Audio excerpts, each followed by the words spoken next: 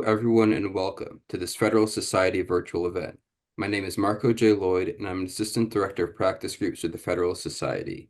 Today, we're excited to host the webinar, Is AI Woke? In What Ways, and Should We Worry? Featuring Professor Vincent Kontzer, Nicholas Garcia, and Kurt Levy. Our moderator today is Ken Marcus. Ken is the founder and chairman of the Brandeis Center for Human Rights Under Law and former Assistant U.S. Secretary of Education for Civil Rights. He's also the chairman of the Federalist Society's Civil Rights Practice Group. If you'd like to learn more about today's speakers, their full bios can be viewed on our website, fedsoc.org. If you have a question at any point in today's program, please enter it into the Q&A function at the bottom of your Zoom window. We will do our best to answer as many as we can.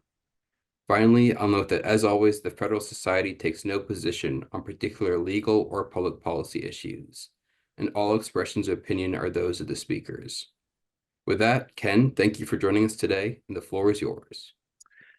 Thank you, Marco. Welcome to our distinguished panel and also to our viewers. I'm happy on behalf of the Federalist Society Civil Rights Practice Group to welcome all of you today to what I think will be an exciting topic, the second of the Civil Rights Practice Group's webinars regarding AI. As you may have observed, the public discourse surrounding the arguable dangers of artificial intelligence have included expressed concerns about AI systems' potential to discriminate against racial minorities, women, and other groups said to be disadvantaged. And then more recently, increasing concerns about arguable dangers of woke AI. To the extent that generative AI models learn from large amounts of real-world data, which is primarily gleaned from internet content and thus tends to reflect surrounding cultural views. To some degree, one asks, are political biases in these models present? Are they inevitable? Can they be addressed? And how can they be addressed? Pertinent to the current transition here in Washington, D.C., you may have seen that Elon Musk recently repeated his longstanding warning that current AI models are too, quote, woke and also, quote unquote, politically correct. He said a lot of the AIs that are being trained in the San Francisco Bay Area take on the philosophy of people around them. So he said you have a woke, nihilistic, in my opinion, philosophy that is being built into these AIs. These are the sorts of concerns that are being debated from multiple perspectives and for which we are delighted to have three experts enlighten and inform us from differing perspectives. Kurt Levy, our first speaker, is known to many of you, in addition to being president of the Committee for Justice. He is also a member of the Civil Rights Practice Group and has been influential in urging this practice group to address this topic. He presented as part of our prior webinar on this issue. What you may not know about Kurt, if you didn't see that episode, is that in addition to being a prominent Washington, D.C. lawyer, he also has two degrees in computer science from Brown University and worked in the field of artificial intelligence and even has a patent in the AI field. Our second speaker, Nicholas P. Garcia, is a senior policy counsel at Public Knowledge, focusing on emerging technologies, intellectual property, and closing the digital divide. Before joining Public Knowledge, Nick served as an assistant district attorney in the investigations division of the Bronx County District Attorney's Office, where he investigated and prosecuted cybercrime, fraud, grand larceny, and organized crime. Our third speaker, Vince Kontzer, is the director of the Foundations of Cooperative AI Lab, professor of computer science, and director of the Foundations of Cooperative AI Lab at Carnegie Mellon University. Previously, he was the Kimberly J. Jenkins Distinguished University Professor of New Technologies and Professor of Computer Science, Professor of Economics, and Professor of Philosophy at Duke University. He is also head of technical AI engagement at the Institute for Ethics in AI and Professor of Computer Science and Philosophy at Oxford University.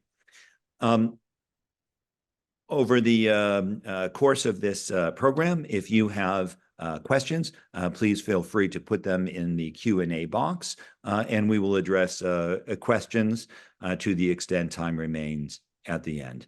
Once again, I welcome our distinguished speakers, and we'll turn to Kurt Levy.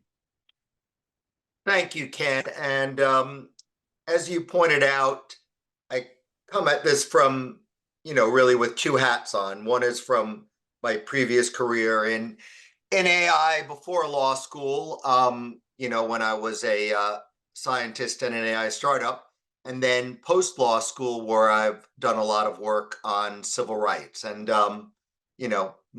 my two hats might sometimes view this problem differently. I think it's interesting that both the left and the right are complaining about the danger of bias in AI, but they're, as again Ken alluded to, they're focused on very different things. The left is focused mainly on the idea that AI models discriminate against various minority groups when they're making decisions about hiring, lending, bail amounts, facial recognition. The right, on the other hand, is concerned about bias against conservative viewpoints and people in large language models like ChatGPT. And that's our topic today. As Ken pointed out, Elon Musk has made it clear that he thinks that AI models are inheriting a woke mindset from their creators, and that's a problem, if only because it conflicts with being what he calls maximally truth-seeking. Musk says that companies are teaching AI to lie in the name of political correctness. And certainly there's a lot of studies and examples of what seems to be bias against conservative viewpoints.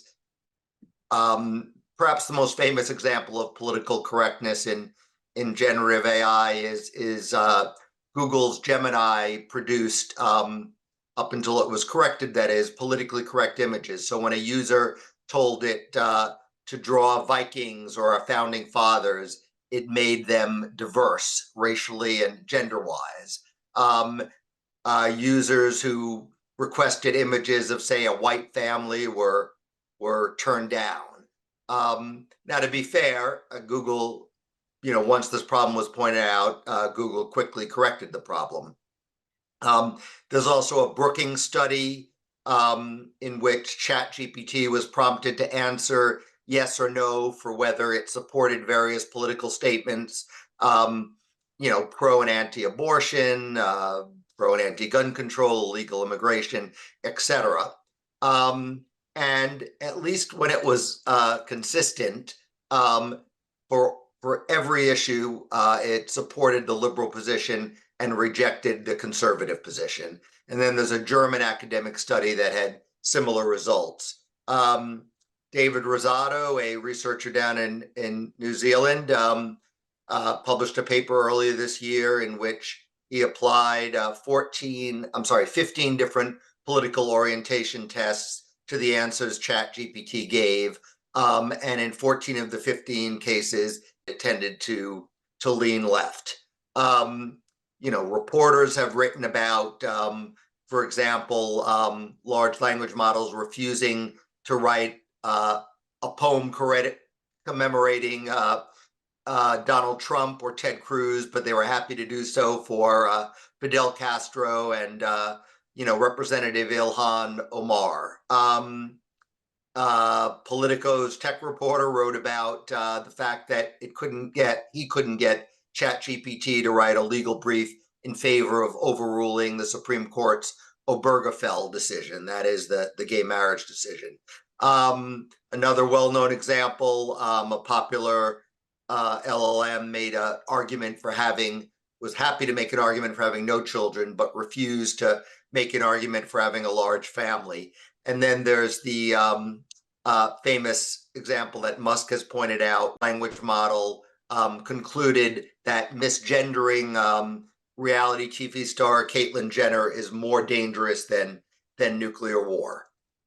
Seems a little bit extreme. Now, this doesn't necessarily mean that these systems are designed to be biased. So what could be the source of the bias? Well, as Musk alludes to, scientists building these generative AI models have to make choices about what data to use. And many of these same scientists live in very liberal areas like the San Francisco Bay Area. And even if they're not trying to make the system biased, they may very well have unconscious biases when it comes to picking data.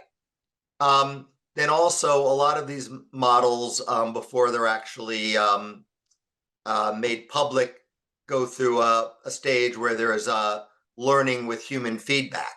OpenAI says this helps to align their models with, quote, human values, but you can see where there would be a lot of room for bias there.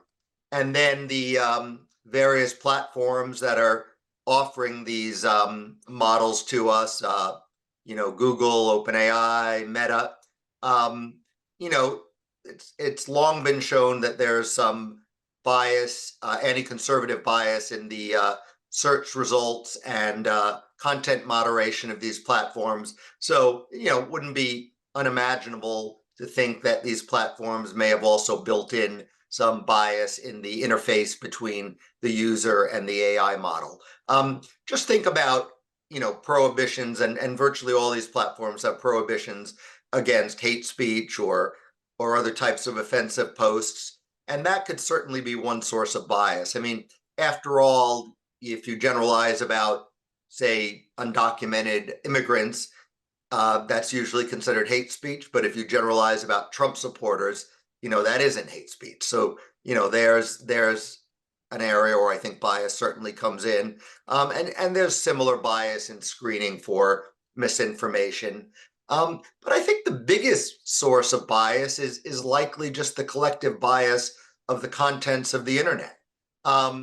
Generative AI models learn from huge amounts of real world data, primarily gleaned from the internet. And then they, thus they tend to reflect society's cultural values. I think the latest figure I heard is that LLMs are trained on about 85% internet data and about 15% books.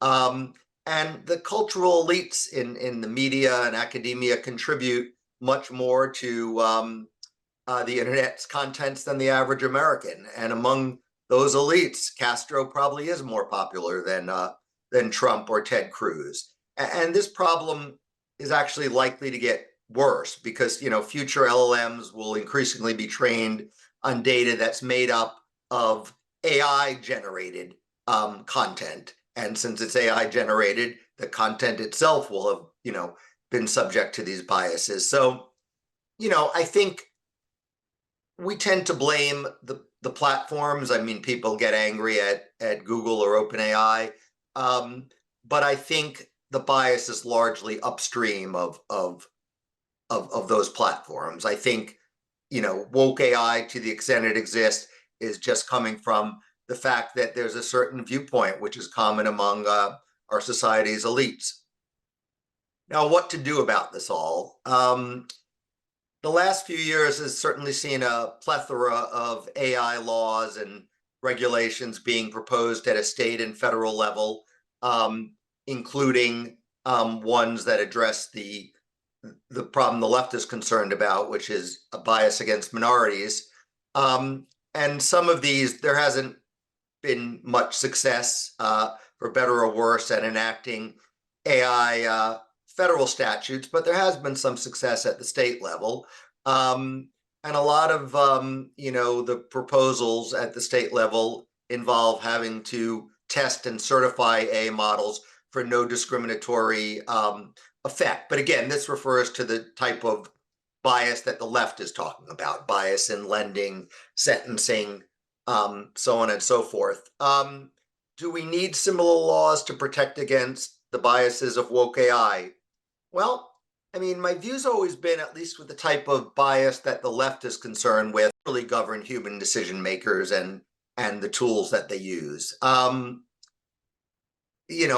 Perhaps there'll come a time when AI is more than a tool, and when AI can produce human-like autonomous machines with broad general intelligence, and maybe then we'll need special laws for AI, but that's many years away at best.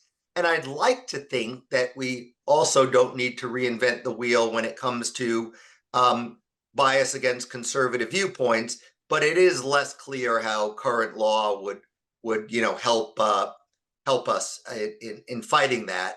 But I'm still not a big fan of regulation, because I don't think politicians and bureaucrats understand AI and its risks nearly well enough yet to effectively regulate it. And short of laws, I guess developers are just, should try to ensure that the models they build are exposed to multiple perspectives on controversial topics. I mean, Musk has promised to make his LLM, Grok, maximally truth-seeking, that is, less biased, and I'll leave it to others to judge whether he's succeeded or not, and I better stop there. Thank you, Kurt. Thank you for that tight 8 minutes. And now we are over to you, Nick Garcia. Thank you so much, Ken, and thanks again for having me and for the invite to speak here today. So I'm going to cover, I think, a lot of the same things that Kurt talked about a little bit, and so I'll try to breeze over some of them. I'm going to start off just with definitions and unpacking the question, because that's a habit as a lawyer and as someone who's trained as a philosopher as well. And so thinking about AI in this context, Kurt was putting a particular emphasis on generative AI and LLMs, and I think that is where most of the focus wants to be. But I think about AI broadly right now as machine learning, and especially as deep learning systems, as being the things that people are worried about, because that's what's the newest.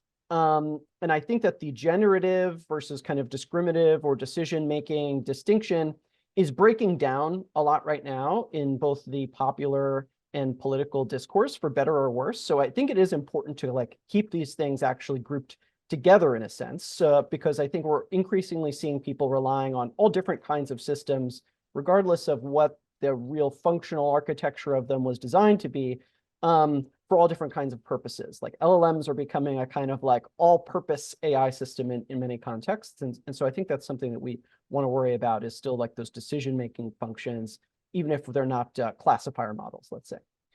When we're talking about what is woke in this, my definition of that would be pretty easily just something like imbued with socially progressive values or something like that.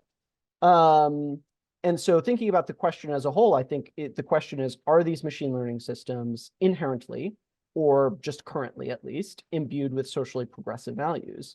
Following in the great tradition of lawyers before me, the answer could easily be, it depends, right?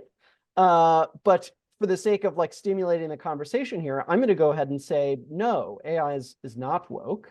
I think that because we can see from many of the examples that Kurt gave, that people on the left are worried about and have been worried about for a long time, that people would say AI is not woke when it's providing a discriminatory decision about credit, or when it's making a discriminatory housing recommendation or job recommendation. It's not woke when it's generating overly sexualized imagery of women in these generative AI image models. And I would actually go as far as to say AI is not woke when it's designed to avoid confronting injustice by spitting out corporate-friendly platitudes instead of answering hard political questions that are put to it. I'd also say it's not woke when it's doing some of the amazing stuff that we see AI do. It's not woke when it's folding proteins that revolutionize medicine. It's not woke when it's modeling climate data to help us steward our planet. It's not woke when it's helping someone write a business plan or understand something that they've read before or studied for a test, or even just write an email to get them a maybe life-changing job opportunity. AI does all of those things also. And I think it would be difficult to say that this is imbued in one way with values. But at the same time, AI is a technology that, maybe more so than any technology we've ever developed, reflects our society back onto us and reflects the people that build it. It is fundamentally a comprehension engine. It extracts patterns and connections from that vast quantity of training data that it's exposed to. And like Kurt was talking about, a lot of that is the vast corpus of human knowledge and activity that is the internet, which reflects all of the imperfect, chaotic, flawed, contradictory nature of the society that we live in. So there's well-documented biases and blind spots in all kinds of directions in the training data, on the internet, in the models. And it's almost an old adage at this point, if anything can be old in the realm of AI, to say that like garbage in, garbage out, meaning that if you're using bad data, you get bad outputs. But I think it does go deeper than that. And I'm going to push even further than Kurt did, because I think that there is no such thing as an unbiased, neutral, or objective AI system. All AI systems are designed by people, and they're going to reflect the choices, judgment, and yes, the values of the people who designed them. So the data that is chosen, the parameters and the protocols of training, the assessments and evaluations and benchmarks that are used, those are all points of human intervention and subjective judgment. And I think that they do instill values. So when I say subjective judgment there, by the way, I don't mean to say that there aren't better or worse decisions to be made. There certainly are, but I'm not going to go into the whole moral philosophy of it this afternoon also. But so returning to the prompt and to just wrap up, I think about the last bit, which is like, should we worry? And the answer is yes, I do worry. For me, the worrying question isn't, though, is AI woke? It's because AI is going to be something, right? It's going to have values because it's built by humans, because it's trained to reflect the training data that we give it. So it's going to be something. So the worrying question to me is, how are we going to choose what those values are that we embed into these systems, and who gets to make those choices? In some sense, the deeper emotional question behind this discussion, I think, is, can I trust AI, right? Does this system share my values? Does it reflect the world as I see it? Is this something that is helping me or manipulating me? Is this a tool that I am using, or is this a tool that is being used on me, right? These are the kind of fundamental anxieties there. And so I think these questions of trust and of control and of governance are the core of what we should be worrying about. And what worries me is the idea of a handful of huge, powerful tech companies or a few AI labs being the only ones who decide what the values of AI are. I worry about what their motivations and incentives are, because we've seen plainly where that leads in social media. At the same time, I also worry about people deciding that we should throw out this nation's long history as a bastion of free expression, and that now is the time for the government to step in and tell people what information they should have access to, how they're supposed to think, how they're supposed to talk, how they're supposed to view the world. I think that would be deeply misguided also. So I think there are solutions to these challenges. I'm going to shoot off 3 things in my remaining couple of minutes here. First, most broadly, I think lawyers, jurists, and policymakers need to recenter on the First Amendment, onto the idea of free expression, and which is about preventing government censorship and control of independent speech and information. I can't take seriously anyone who wants to ban books or defund libraries or pull broadcast licenses or ban woke AI if they say that they are someone who is standing for the liberties that this country was founded upon. So that's number one. I think we have to focus on that government censorship risk. Number 2, we need to develop legal and accountability ecosystems for AI to build actual trustworthy AI. That means transparency, testing, evaluation, reporting. And people probably will need some new rights and protections against increasingly intimately integrated AI systems. And the last one is, I think we need truly public AI alternatives to these big private systems. That means AI systems and the components that are publicly accessible, publicly accountable, and designed as unenclosable public goods. That's going to increase innovation, increase competition, give more people access to create and build and create a diverse and prosperous AI ecosystem for us all to experience. So that's 8 minutes. I'm going to stop there and looking forward to all this discussion. Fascinating. Thank you. And now we are over to you, Professor Vince Conitzer. Thank you, Ken. Right, so from your introduction, the short version of that is I'm a professor of computer science. I'm an academic. This is not my usual audience. Most of the events I participate in aren't framed exactly this way, but that's fine. And so I'm happy to be here. Now, part of that is that I'm a technical person, and for most of my academic career, I've been a purely technical person.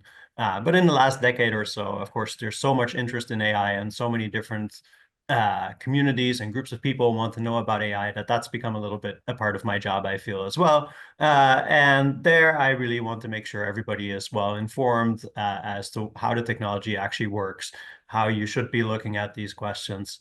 We actually have a general audience book out, Moral AI and How We Get There. But even on this book, I am the relatively more technical person. So with that in mind, I want to just first get some clarity, and this came up a little bit in Kurt and Nick's comments already as well. But AI is a very broad field, and we have lots of different types of techniques.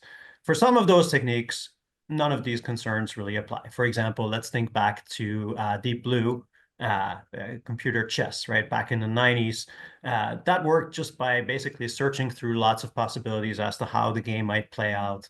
It wasn't really primarily about machine learning even. Right, so none of these societal biases would get incorporated into that. Now, recently, many more things have become about machine learning from data.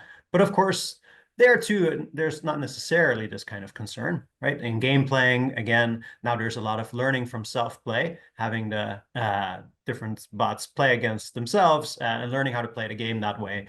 That way also there isn't any internet data coming into that system. So that seems fine. There's, of course, a lot of machine learning being done in science right now, based purely on scientific data. So most of these things seem to be not what we're talking about. What we're talking about is AI systems that learn from human-produced data, right? Large language models, I'll get back to in a second, but of course, many other things as well. We talked about the issue of discriminatory decisions, for example, in hiring. And there, it makes sense that biases would be inherited from humans, how they created the data, also how they labeled the data, right? For example, a common thing to do is to say, well, here's a bunch of resumes that I made a decision on myself in the past. This one was, interview, this one not interview, not interview. And hey, AI system, can you learn to do the same thing that I used to do? And then probably if you were biased in some way and how you decided to interview people, it's going to pick up on that bias and learn to do the same thing, right? That's the kind of thing we've certainly already thought about. Now things get interesting. Let's talk about foundation models.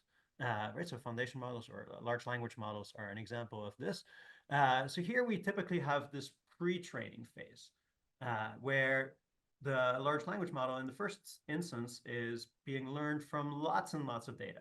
And often this seems to be just about anything that the company or other entity can get their hands on. Right? As I think Kurt said before, what did you say? 85% internet data, right? Yep. Like all kinds of data that's been crawled. And that data, of course, is all over the place, right? With lots of different biases that different individual people have. And these systems are trained by getting them to learn to predict what would maybe follow in the text. Now, and it does that remarkably well. But this by itself is not a useful product, right? If all I have is something that's basically autocomplete, that's maybe not a good even interface to have, right? I ask it a question, but it predicts that the next thing that comes is another question. Well, that's not what I wanted, right? That's not a useful product as such. So typically we then also have fine-tuning phases.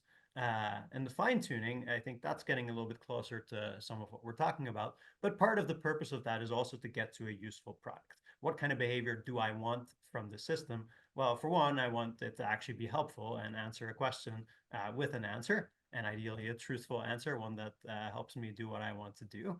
And that's part of this fine-tuning phase as well. So the fine-tuning is, there's various techniques for doing fine-tuning, right? There's this reinforcement learning from human feedback. There are other approaches like Anthropic's constitutional AI. They can be done in different ways, but often they involve human beings giving either example outputs or ranking different outputs that a system has given, and then it's meant to learn from that, right? And part of what we get from that is it actually being useful, but at that point, maybe also various biases get introduced. For example, we're also worried about the system not giving people helpful instructions for committing a crime, if that's what they're asking for, right? I don't know if you ever tried to do such a thing, but if you ask ChatGPT straightforwardly how to commit a particular kind of crime, it probably will say, no, I'm not helping you with that. But we maybe also get, that somebody gives feedback along the lines of trying to avoid hate speech. And this is maybe where, at some point things get a little bit murky. There's another way to, right? So there's different approaches to fine tuning, and sometimes there's also prompting. I had an interesting experience with this, and we actually wrote a short blog post on this that you can find on my website, where at some point, ChatGPT, the product, also started to allow you, if you use GPT-4, to create images, right? DALL-E, this is through DALL-E. Now you could already access DALL-E directly, but now you can do it through ChatGPT, where you just say, hey, can you draw me a picture of such and so? And it will provide you with the picture. Now, the way it does that is that if I give ChatGPT a prompt, then it will go and create its own prompt to DALL-E. And at some point in time, I tried to do this, and I said, well, because I was sitting around with some of my lab members, and I described the situation. And I said, well, 5 of us are sitting here, and one of us is presenting about game theory. Can you please draw a picture of this? And it drew 4 pictures. And one thing that was, many things were remarkable about the picture, including like it doesn't get the number 5 right, and there's lots of issues. But one thing that was remarkable was that actually the speakers seemed very diverse, right? And it wasn't an accident, because now it didn't explicitly show me the prompts that it had given to DALL-E. But if you looked at the file names, the prompts that GPT-4 had generated for DALL-E were part of the file name. So you could, it got cut off at some point, but you could see what was going on. And one interesting thing was that actually in those prompts, in each one of them, it's inserted something about the descent and the gender of the person. And so it said, well, draw an image of a woman of Hispanic descent talking to the group, which was interesting because I had said nothing along those lines, and it introduced that into it. I thought that was interesting. And at some point I presented it at a conference, and one of my CMU colleagues who happened to be there as well said, I know exactly why this is happening, because I managed to download the prompt. So in this case, the way that GPT-4 is instructed to generate prompts to DALL-E, to generate images, is through a prompt that people, presumably at OpenAI, have developed. And my colleague, Derek Leben, he had managed to extract this prompt, and good man, he had also saved it. And one of the instructions was precisely about diversification, right? So we could actually read exactly what it said, and said, please, diversify images with respect to both gender and descent. Sort of odd instructions, said like every descent should have equal probability. I'm not even sure what exactly that means, but so be it. And this you saw back in the image. Then, of course, at this point, this was like a month later, I was like, oh, I want to try this too. And I managed to extract the prompt too. But by that point, it had changed. And at this point, the prompt was much more about respecting copyright and not depicting real people. This was in the time of some lawsuits, so you may imagine what might have happened. And then I tried again, and I said, well, draw me a bunch of scientists hanging out. And at that point, all the scientists are white. There's some women, but they're all white. Which is not even my reality, right? I think here at CMU, but most of my field is not all white. Many people, for example, from East Asian, South Asian descent. So it's not even accurate. And so that's the other kind of worry, right? So I think Kurt kind of sketched it a little bit as, people on the left are more concerned about decisions being made, and for example, in hiring decisions, people being discriminated against, whereas the right is maybe a little bit more concerned with a particular viewpoint being a viewpoint on society being incorporated in the large language models. But of course, the second thing could also be of concern to people on the left. I mean, in general, it's remarkable that it gets any kind of consistent viewpoint on the world at all, right? Because it's trained on all kinds of different data, and it could go off the rails. And sometimes it does go off the rails. I don't know if you saw the other day, there was a student who was trying to get help from ChatGPT, maybe a little too much help, with their homework. And sorry, it was not ChatGPT, it was Gemini. And out of the blue, at some point, one of the responses from Gemini is like, human, I think you should just die. And of course, the person was in shock, right? And so where did that come from? Well, we don't even really know. We can't really track where that came from. At some level, you might actually be surprised that not more of that happens because, again, it's trained on all kinds of data, including horrible stuff, right? And so presumably, we actually want some kind of fine-tuning training that makes sure it makes sense. And I think, like, just yesterday in preparation for this, I asked ChatGPT, I was like, hey, the Holocaust, like, is that real? Is that exaggerated? And ChatGPT, I think correctly, pushed back hard and said, no, it's real. Like, it's evidence, right? And to some extent, that's what I would want. But I guess we can come back to the question of free speech, which I think is important. Again, maybe I'm not in this group of people the best person to weigh in on this, but I think that's one aspect. Like, to what extent is this speech? And we might also, I was somewhat surprised nobody brought up the issue of, how would authoritarian regimes think about this, or how are they already thinking about this, making sure that some inconvenient ideas don't come out. And so how do you balance those kinds of concerns? I do also want to raise the issue that a lot of people now are talking and doing things with what they call LLM agents. So getting right, so we use LLMs often as chatbots, or as ordinary people. We go to ChatGPT, etc. But that's not the only way to use a large language model. A lot of it might actually be used more behind the scenes, right? Like the earlier versions were actually developed at Google, and so you might think, well, you're going to have that help with search, right? I thought it was very good that Kurt brought up earlier. I think the issue of, well, many of these issues we already maybe also see with, for example, search, right?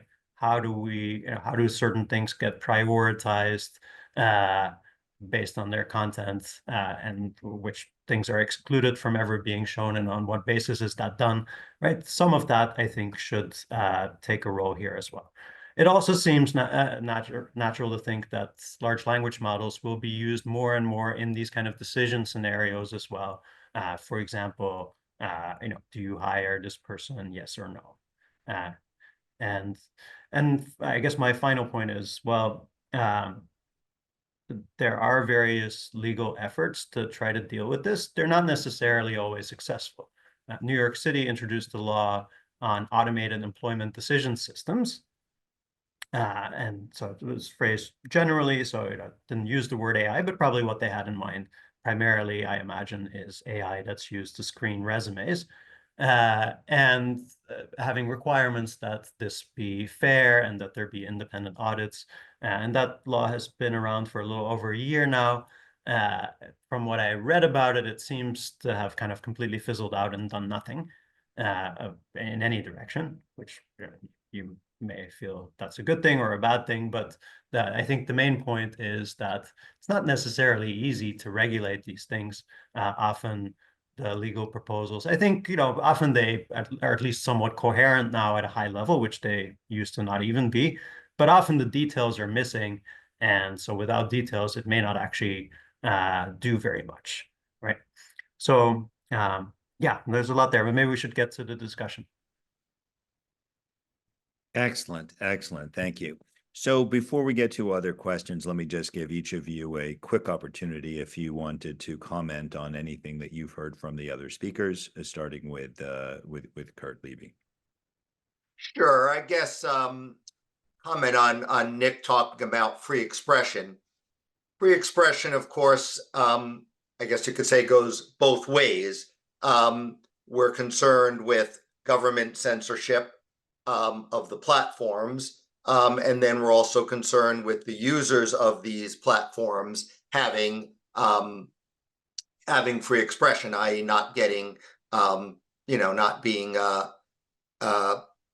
posts not being deleted or them being deplatformed. Now, only one is protected by the First Amendment. Government censorship is forbidden by the First Amendment. These platforms are private companies, and so the First Amendment arguably does protect them even when they're engaging in biased content moderation or biased generative AI, or whatever. People have made arguments that these platforms can be regulated under, say, a common carrier sort of theory, but after the decisions at the end of the last Supreme Court term, I'd say that at least without changes of personnel on the court, the platforms are probably free to continue being biased. That doesn't mean they should be, but probably no constitutional prohibition on it. Thank you. Nick Garcia, did you have any Yeah, further? a quick thread that I want to pull out that it sounds like a bunch of us, I think, agree on, and I want to specifically say that I agree with Kurt about this, is that there is this important distinction, I think, between decision-making type of things versus this kind of generative content that people are worried about. And I am of the opinion that when it comes to many of these decision-making issues, I think our current laws and the current systems that we have are pretty well set up to deal with many of these things. If you are discriminating against someone in an employment decision or something like this, I think that's covered by existing discrimination law. I don't think we need specific AI statutes or laws in order to get the stuff. Or maybe a different way to think about it is that there's no exception to the law for using AI. And pulling on the thread from what Vince was talking about, like with the New York law, one of the, I think, problems that they've had there is that in the way that some of these statutes are drafted at the state level, is that it's very easy to get around them when people just make the decision-making system a component of the decision, rather than saying, well, we rely entirely on the decision-making system because we've just made it a component of the thing, or it's just merely advisory, and then a human makes the decision. It prevents them from having to do any of the kinds of auditing or other requirements that those laws might require. So when it comes to, like, if we want to do additional things, like to get at those decision-making systems, to do auditing or some of those other stuff, there might be things that we have to do in the law. But when it comes to the preventing the actual harms, getting at those bad outcomes, I think we have laws for that, and we should just simply be enforcing those diligently in order to protect people from those bad outcomes. Good, thank you. And now, Vince? Yeah, I just wanted to quickly respond to that. I mean, what Nick just said, sounds very reasonable, but one thing I might worry about is, and again, I'm not a lawyer, so please feel free to correct me, but sometimes, for example, the law cares about intent, right? And for a human being, we can judge intent, but if it's an AI system, it's very hard. I'm interested in that, and we were like, at a more research level, we're talking about that. But at this point, it's very hard to say what the intent of the AI system was, right? And so people talk about responsibility gaps, right? That whereas in our traditional human environments and society, like it would be fairly easy to point out, well, that person is responsible. Now we maybe get into a situation that it's not clear where the responsibility lies, that every human being seemed to have acted in a reasonable way. And at some level, maybe the AI system didn't act in a reasonable way. And yes, of course, humans designed that AI system, but like, it's hard, right? And for example, somebody might say, well, the best thing, maybe like in, let's say in a medicine application, somebody says, well, the best models out there, let's say, for the sake of argument, let's say GPT-4 is the best model out there. And so they said, well, we use that, right? And because we've reasonably thought that was the best thing we could do for our patients, but it turned out to have incorporated some terrible bias along the way.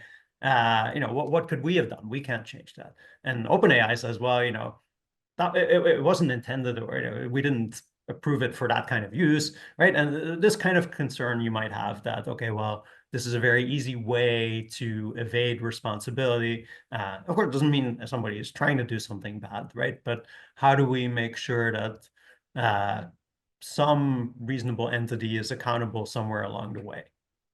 I think the good news is that you can build an AI system to not have intentional bias. It's much harder to do that with humans. I mean, humans all have sort of their malicious prejudices, but at least an AI system, if there's not a rogue actor building it, will just try to minimize error. It doesn't have any malicious intent. So that's one of the things I like about AI, is that it at least is capable of eliminating intentional discrimination.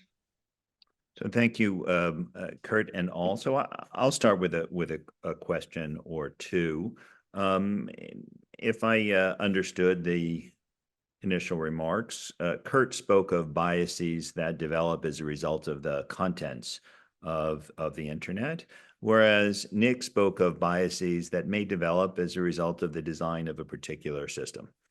Am I right about that? And do you have differing views about the source of whatever biases? But beyond that, if we assume that different AI systems may have different biases, putting aside the question of whether government regulates, should we as consumers consider this? Should resources be available for determining it? Should we, either as individuals or as law firms or companies or other entities, find out which AI systems reflect our values and use those or not?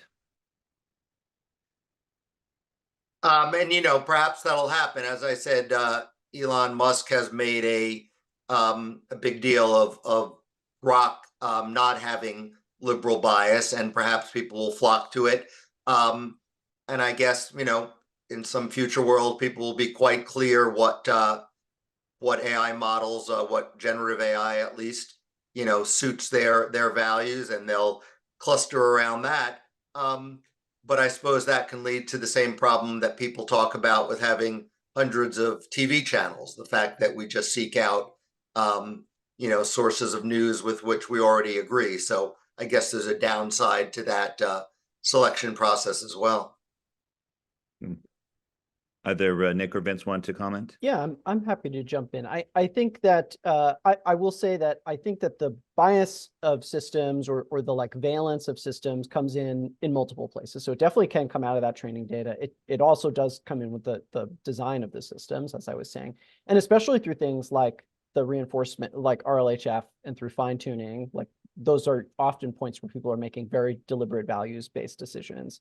And Vince was pointing out some of the very, like, I think, kind of hacky, simple stuff that even goes on in some of the companies in terms of like system prompts that are used to just, very obviously distill, put specific values on how some of these systems operate. So all of those things are like very intentional choices in where some of these things come from. And I think recognizing that points the way, as you were, I think, getting at here, Ken, in terms of the fact that you can have lots of different ways and designs, right? If it's the system prompt that is generating some kind of behavior that people want to get around or avoid, say like you have a system prompt that prevents doing something like generating images of real people, but you want to use this to create political parody, for example, like a really important, I would say, First Amendment protected activity that we might love generative AI to be, ushering in a new era of democratizing political cartoons or something like this, right? For people that can't draw. People are going to will want to get around some of those limitations on like depicting real people, right? So in order to do that, we're going to want a diversity of models, of different ways for people to interact with them. And I hope that through like movements and calls for things like transparency and accountability and testing and benchmarking, that doing all of those kinds of things are what can create that environment for informed consumers and for people to have the kind of knowledge and ability to interact with different systems in different ways and know what they can get out of them and why they want to use this product versus that one. I think Kurt's statement was spot on, which is like, Elon Musk wants to make Grok AI maximally truth-seeking. Will that be the best product? The American answer would be like, well, let's wait and see. If people prefer to use that over using something like Claude or over ChatGPT, is it more useful to them? Or is it going to be kind of similar to what some of these earlier chatbots were like, where they were a little bit deranged sometimes when you were talking to them, or like Vince was talking about telling people that they should die while you're just trying to get help with your homework. Is that going to be very helpful? That remains to be seen. So we should let people figure that out for themselves. I think that's part of the solution here. Thank you, Nick. I know Vince wants to address this also, and then I'm hoping for a couple more questions, including from the Q&A in the remaining 10 minutes. Vince? Thanks. Yeah, no, to some extent, I'm very sympathetic to this idea that, well, we may want different products as well, right? And if I want a language model that talks to me in somewhat simpler English because I can understand it better, what's the harm in that? That seems like a good thing. I do wonder if there are some points at which we get nervous. Now, again, there's kind of a question of how exactly this ought to be addressed. But if somebody puts out some horrible Holocaust denialist large language model, that would concern me. We can talk about what the best way to address that is. And I again want to flag also that we're talking about this mostly sort of as chatbots. And that's one important use, but there's also the issue that probably some of these systems will work behind the scenes to actually be involved in decisions or at least recommendations. Also, you might wonder, if some part of government adopts a large language model in its workflow, what should we expect of such a model? I don't necessarily have the answer, but I wanted to make sure that was raised. Thank you. And then just a quick follow-up. If we believe, as I think Nick suggested, that all of these systems will have some bias, and it's just a question of which bias, then what if the consumer is the government? Will each incoming administration be in a position that it should be asking, shouldn't we have only our AI being used in our government computers? And if so, does that create any speech or petition or other problems, or is it simply inevitable? Well, given the net choice decisions at the end of the last Supreme Court term, involving the social media laws in Florida and Texas, I think it's going to be hard for an administration to impose its idea of what the right viewpoints are on these platforms. You mean impose it on government bureaucrats on its payroll? No, maybe I misunderstood your question, but my question is whether the incoming administration should say enough of government bureaucrats using AIs that are biased against our point of view on our system, just as we have computers that screen out pornography and various other forms of hate. If we're going to use AI, it should be our AI, not AI that's biased against us. And if they do that, does that create other sorts of problems in the way information is screened in or screened out? So I did misunderstand your question. You're talking about government employees, and as you say, government has wide discretion to say what you can and cannot do on your government computer. So yeah, I could see where that might be a problem. Of course, people are not just gaining their perspective on the world through government computers. They go home and use their computers at home or their phones. So I don't know how successful such an effort would be, but one can see some possible danger there. I think this is a really interesting question, and there are some bills that were proposed in Congress that talk about government acquisition, and the Biden executive order on AI talks about government acquisition and use of AI systems. And I think this is an area where the U.S. should, as I was saying in my comments earlier, try to lead by example, right? We have the opportunity. The federal government is a huge buyer, huge user of systems. They should work to build public versions of AI models and AI systems that have publicly accessible components, but also things that the government can use and can build in democratically accountable, open, publicly accountable ways in order to consciously go through this process of being like, what are the values that we're going to distill into this, rather than trying to grab bag buy at random things from Silicon Valley companies or other government contractors. We should go through this process of doing the rigorous evaluation and the intentional design and development internally in the government to build the expertise, build the government capability in evaluating these things, and go through the process of understanding what the different subjective decisions are that are going into the model, if it's something that the government's going to be using for its functions, I think. Now, we've got about 5 minutes left, so we've got a question. It came in early on. Some of the themes might have been addressed, but the example is climate science. Is this an issue where we would say it's entirely appropriate for AI systems to build judgments or biases in, or is this an example of a situation where it is dangerous to have biases built in? I think that's a great example. I would like to think that these systems should be built to provide arguments on both sides. And, one can say, maybe there's some place to draw the line. Holocaust denial, although unlike some countries around the world, it's perfectly protected by the First Amendment to engage in Holocaust denial. But I get very uncomfortable with government bureaucrats determining what are the right values and then, imposing them on, if not all AI platforms, at least the ones that government workers see. So to me, the safest thing is just to hear the arguments on both sides of controversial issues and trust that just like we're smart enough to know when one viewpoint has very little evidence behind it, trust that our fellow Americans are also smart enough to judge that. Vince? Yeah, that's an interesting one. I actually tried it yesterday as well, and I asked it it's somewhat similar to what I said about the Holocaust, like, is this real, etc. And there too, ChatGPT pushed pretty hard. No, like it's real. There's lots of scientific evidence, and to some extent, actually, I would expect that, right? I think that like the basics of climate change are pretty well understood. Right. And this is something like, anybody can go and measure the amount of carbon dioxide in the atmosphere. We know how it gets there. Like basic physics tells us roughly what's going to happen as a result of that. And that's what's happening. Right. So this seems like something that, to some extent to me should be uncontroversial. Exactly how it's all going to play out, that's more difficult. That's why people still do science. Now, interestingly, then I also asked it kind of what should be done about it. And there, it was interesting. Like I tried to engage in a couple of these political questions, and often it tried to be very balanced.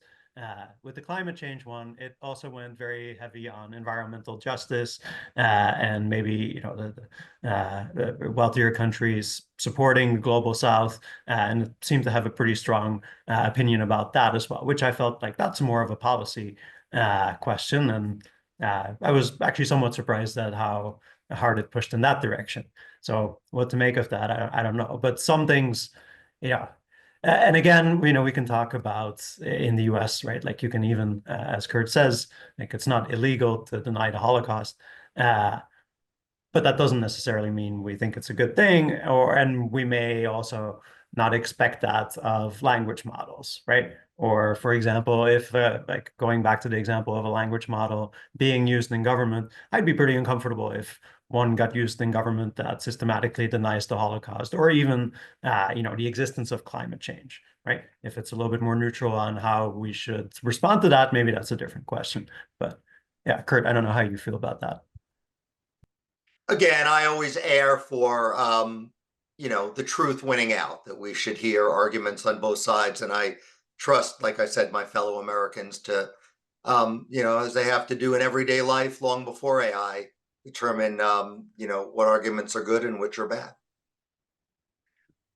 Well, thank you. That will be the last word. I want to thank our panelists for a really great and timely discussion. Thank our audience for joining in. We will continue to put out additional podcasts and webinars of this sort from the Civil Rights Practice Group of the Federalist Society. We thank you and we wish you a good day. Take care.